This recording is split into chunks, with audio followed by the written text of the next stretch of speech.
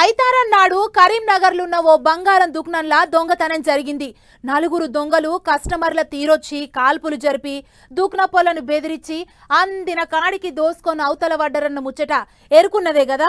అగో గా ముచ్చట్ల పోలీసులు దొంగల్ని ఎనుకులాడే పనులుంటే లీడర్ సాబులు దెబ్బలు దాకినోళ్ళని పరామర్శించి రాజకీయాలు ముంగటేసుకున్నారట. పాండ్రిగా ముచ్చటేందో మనంగిన చూసొద్దాం. కరీంనగర్ పీఎంజే బంగారు దుకాణంలో దొంగతనం అక్కడి పోలీసులకు గట్టి పనే పెట్టింది. పట్నం నడిబొడ్డులున్నవో దుకాణంలకు తుపాకులు అందుకుని ఎట్లొచ్చిర్రు, కాల్చి అవతల ఎట్లా పడ్డారు అనే ముచ్చట్లను ఎట్లయినా ఛేదించాలి, దొంగలను పట్టుకోవాలని చెప్పి పోలీసులు చూస్తుంటే ఇంతలా లీడర్ సాబులు పోయి దెబ్బలు దాకిన వాళ్ళని పరామర్శ చేసిర్రు. సెంటర్ మంత్రి బండి సారు, కారు పార్టీ లీడర్లు కేటీఆర్ సారు, పాడి కౌశిక్ అన్న, మాజీ మంత్రి గంగుల సారు అందరు పోయిర్రు.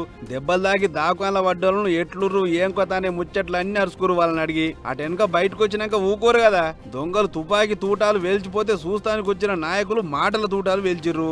మొదలు బండిసారు మాట్లాడుకుంటా గిట్ల అన్నాడు. ఎమ్మెల్యే వచ్చారు, ఇక పక్కన కోర్టు ఉన్నది, ఎమ్మెల్యే వచ్చినట్టు చిల్లర విమర్శలు ఎప్పుడు చేసుకోవద్దు, ఎప్పుడు విమర్శించాలో అప్పుడు విమర్శించుకోవాలి.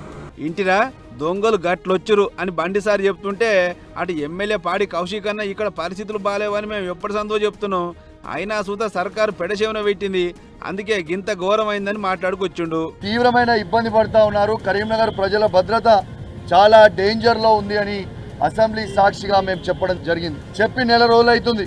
యాక్షన్ ఎందుకు తీసుకోలే ముఖ్యమంత్రి రేవంత్ రెడ్డి గారు అని మేము అడుగుతా ఉన్నాం. ఇవాళ మీరు యాక్షన్ తీసుకుని ఉంటే ఇలా కరీంనగర్ లో ఈ ఇన్సిడెంట్ కాకపోతుండే కావచ్చు. అదన్నట్లు వెంటనే చర్యలు తీసుకొని గట్టి బందోబస్తు పెట్టుంటే ఇంతటి ఆపద కాకపోవు అనేది కారు పార్టీ అంటున్న మాట.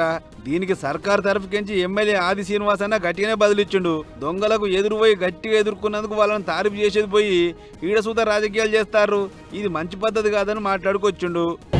ఎదురుదాడి తిరిగినటువంటి వారికి మనోధైర్యం కల్పించే ప్రయత్నం చేయాలి సందర్భంలో. కానీ దురదృష్టకరంగా బీఆర్ఎస్ పార్టీకి సంబంధించిన నాయకులు ఈ అంశాన్ని కూడా రాజకీయం చేయాలని చెప్పిన ప్రయత్నం చేస్తూ పోలీస్ శాఖ ఆత్మస్థైర్యాన్ని దెబ్బతీసే విధంగా వారు మాట్లాడేటువంటి మాటలు సబబు కాదని మేము ఇక్కడ ముక్త కట్టెలు ఖండిస్తూ ఉన్నాము.